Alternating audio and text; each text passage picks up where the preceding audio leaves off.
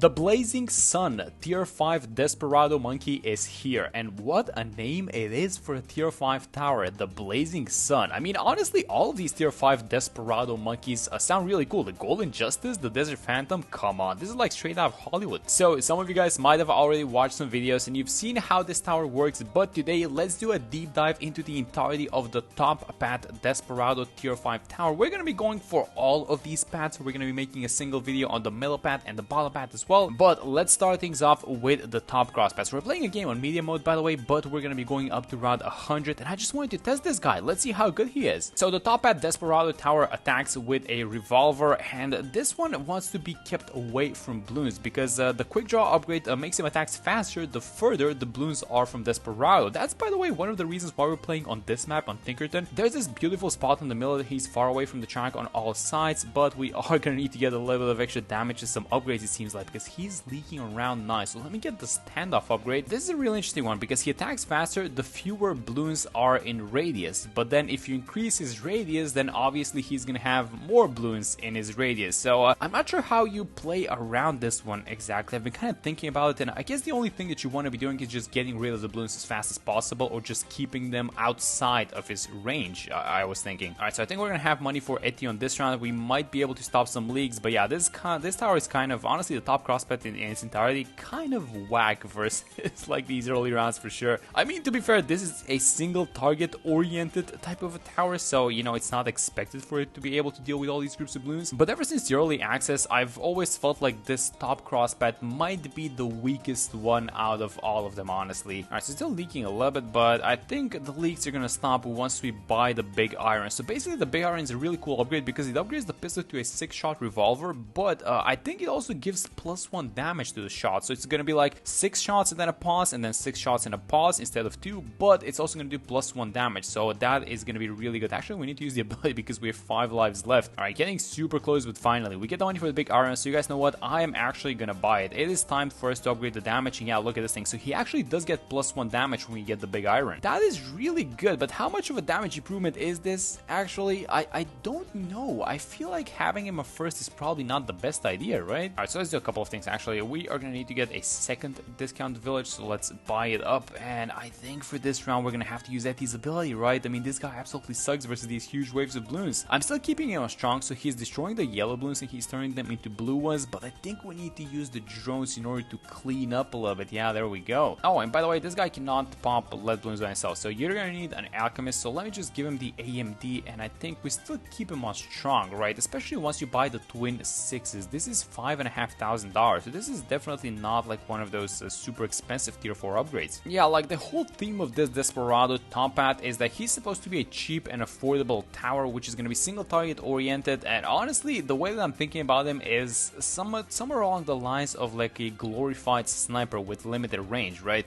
Especially because once you buy the Blazing Sun, the tier 5, he doesn't need to reload essentially, so he just basically fast attacks. Let's see how we do versus these big rushes. Yeah, obviously not as good. We're gonna need some AoE incoming. Can you guys know what? Let's actually, do we save up cash for the twin 6s, or do we get some attack speed? Can we even survive, actually, is my question, because we seem to be leaking a decent amount. I think I'm gonna use the ability, actually. Let's just try and save up for the twin 6s for the Moab around 40. So let's use the ability, and let's, I guess, make sure that we have it either for around 40, or we just buy the twin 6s. We might be able to buy this upgrade, like, right now, actually. I'm spamming the button. We bought it. Is that gonna be enough? We're gonna leak a single blue balloon, but we can afford it. We have 9 lives. Alright. The great thing about this upgrade, the twin 6s, is that it actually improves the damage. I think the damage goes up to 5. So from 2 to 5, but we have an alchemist, so it's essentially going to be 6 damage per attack. So now this is where he's becoming a little bit more of a, you know, more of a serious tower. So let's see how we do versus the Moab. Here's what I'm going to do. I'm going to buy the jungle trumps on one of these villages, and let's see if he's going to be able to solo the Moab. Oh my god, he does a lot. Oh my god. Yeah, I'm telling you guys, this guy does a lot of single target damage. I think he even did like a few crits, if I'm not mistaken. But this, like, in general, this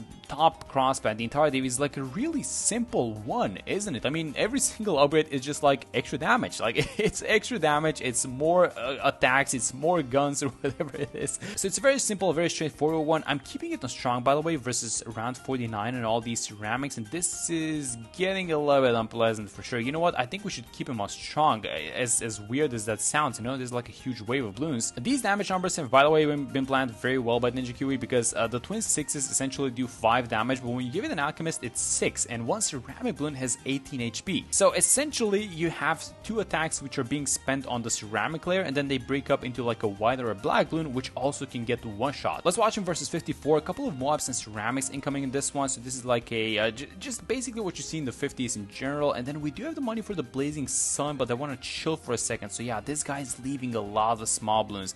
So this tier 4 upgrade, not the best one. Yeah, definitely kind of a weird crosspath for sure, this top one. So a lot of single target damage, but then nothing else. So I think it's finally time that we bought the Blazing Sun. So this is a very cheap tier 5, by the way. Let me just buy it, and this guy's gonna have a lot of attack speed. He no longer has to reload, and he's leaking again. What is happening? Come on, dude. Alright, maybe we need to buy him a little bit earlier, and then I'm gonna keep him on strong. So what he does is he gets so much extra damage that he's now one-shotting the ceramics even without critting. One of the things I was thinking about when we had early access was like, maybe this guy's gonna be good versus some bosses, because he's a very cheap one, so maybe versus like the tier 1 boss or something like that. But this is what this tower was made for like the 50s, where he's either gonna be one-shotting Bloons, or, well, you're gonna need some additional help for some other towers. Yeah, so I think what you want to do is you want to have all these other towers away from the Bloons, because once we start breaking apart like these purple Bloons or ceramics,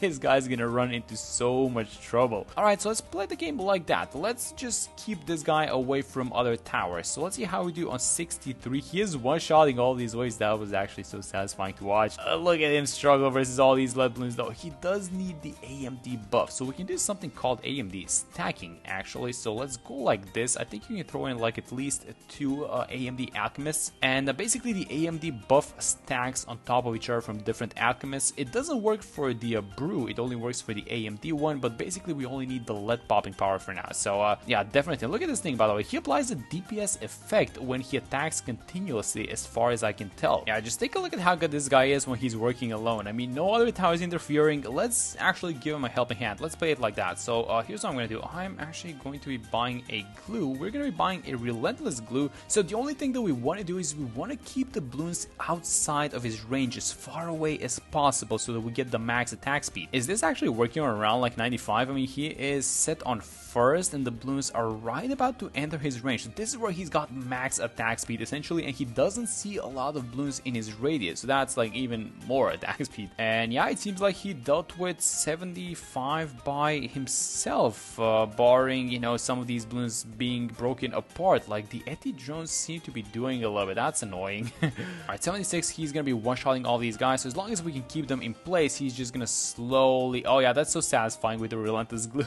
Everyone being stunned in place. Alright, so I feel like this is gonna be his last round. I feel like we're just gonna get overwhelmed by all these regrowths, and we need to buy the grow blocker, by the way. You know what? While we're here, let's go for something like this, the call to arms, and then we're missing one more tower, and that tower is the overclock. I'm still gonna be playing off of the Blazing Sun for the entirety of this game, but yeah, we're regrowing all these Bloons like crazy. Oh my god, do we need to use... I'm gonna use Etty's level 10 ability. We need to just clean out all these small Bloons. Yes, as we saw in like the early game, where the top crossbat just wasn't handling small Bloons as well. This is the exact same story happening again with the Blazing Sun. I think we did really well with the map choice and with the placement of this tower, but yeah, this is definitely not going to be working on all maps. So Etty's level 60, well, he's actually level 17, but at 16 we get even that much more range, and look at how far he's attacking the Bloons from. Like, this is exactly what you want to be doing, I think. He's going to be carrying some 45 Bloons, and we are attacking so much that every single Bloon that I can see is being set on fire. So maybe this DPS effect is going to be key in just cleaning out some big Bloons, because as we saw, like the second that this guy sees a little bit more trouble, like a couple of extra Bloons, he's just not handling them. So I think we do have 82 in the bag. Yeah, there we go. That's really good. I think the effectiveness of this tower is always going to come down to the placement and the way that you use it. So if you have it in a spot like this, away from the other Bloons, where you're maximizing the attack speed and the crits, and just you're making sure that your other towers are not breaking the Bloons apart, this is where this guy shines, because we're going into the 90s. He has 600,000 pops. He's essentially carrying this game by himself at this point. Alright, 91, and Eti got level 20. And you guys know what? I actually mined this a little bit because we get this passive spaceship. So here's what I'm gonna do. I'm gonna sell Eti and I'm gonna rebuy him.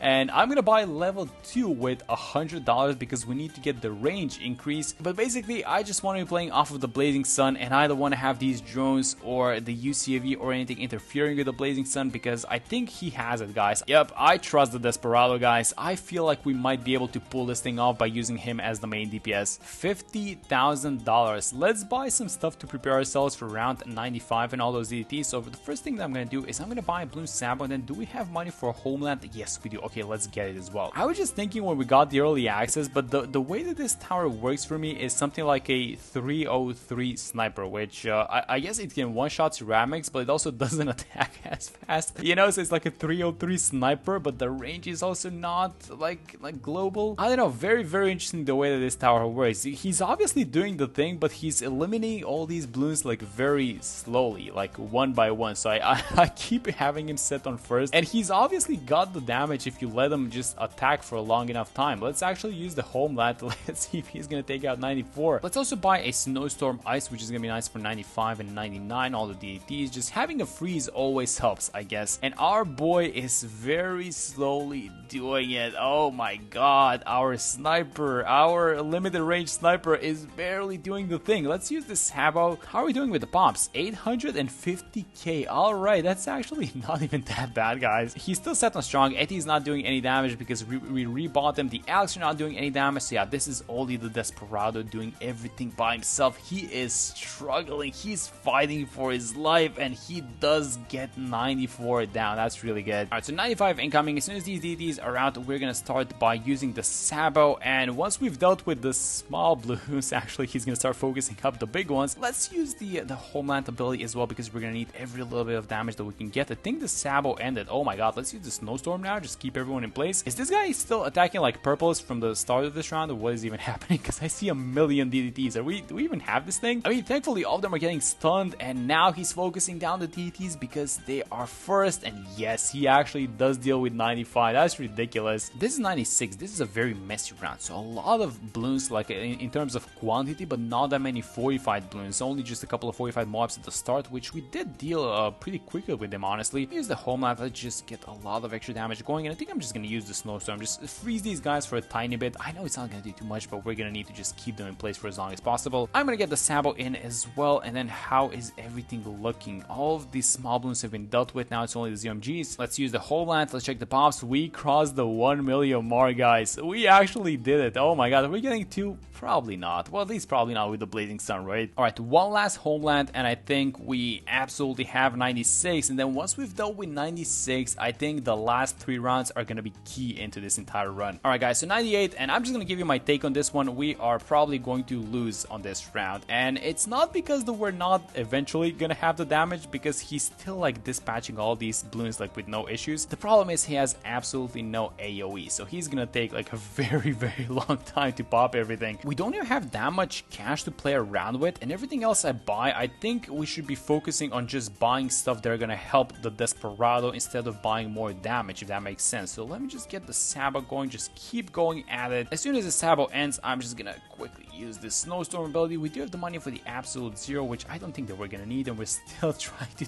deal with the 45 balloons. No, this is taking super long. Okay, one more round of abilities, so let's do the Overclock, do the Call to Arms. Well, it's not Call to Arms, it's a Homeland actually. And these are the last of the 45 balloons. Alright, look at this huge wave of ceramics, by the way, waiting to be popped. Alright, so snipe all those guys, just go down the line. That's so satisfying actually. There's like a million ceramics, by the way. He's still attacking ceramics as these ZMGs are walking past, and yes, finally we deal with them. Like, he is set on first, closing in on 1.3 million pops. Oh no, he's actually gonna leak a couple of balloons to the back. Yeah, as expected. Alright, we're gonna need to restart this one. Alright, so let's try the exact same thing, but I bought a 204 Symphonic Resonance Monkey. The idea is that we don't want to be buying damage, we just want to be helping this guy out with support towers. So let's start spinning around these balloons. Yes, exactly. This thing can only spin mobs, by the way, thanks to some changes happening in the last update, but that should be more than enough, right? Let's let's use the Sabo again. Essentially, the goal is to just buy as much time as possible for this guy because he just takes so long to dispatch with all these balloons. Let's use the freeze ability, by the way. See some Mars making it up on the top side. Let's do another combo of the Homeland and the Overclock. Some balloons up top, but I think we're gonna deal with them. And yes, that is such an earlier pop actually than the previous one. How is everything looking? Still one ZMG at the back, but we're set on first. We popped the ZMG. There we go. Oh, you guys know what? I'm not even actually targeting that ZMG because this guy's set on first. We popped it by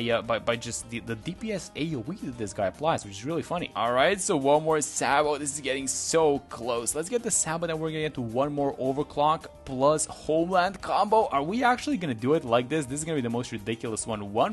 Closing in on 1.3 million pops, I think, once we are done with this round. Oh my god, only a handful of BFBs left and then just the Moabs. Are we actually gonna do it? Yes, we do. Yes, we actually do get it with only the Blazing Sun. That is ridiculous. Alright, small bit of an issue. We don't have any abilities for 99, so we're just gonna have to freeze them. And I think I'm gonna set this guy on strong actually, so we focus down the DDT layer first, and then we can freeze the ceramics and everything. He should be able to dispatch all these guys, right? We get the Overclock back, so I'm just gonna use it. And yes, there we go with the help of the Monkey, guys. This is insane. And finally, the Bad Balloons. So let's do the combo. Let's do the Overclock and the Homeland. Let's just watch the pops go up. 1.3 million pops for a tower that costs about $20,000. One more combo. Let's just make sure we use it. Let's use the Sabo. DDTs are done.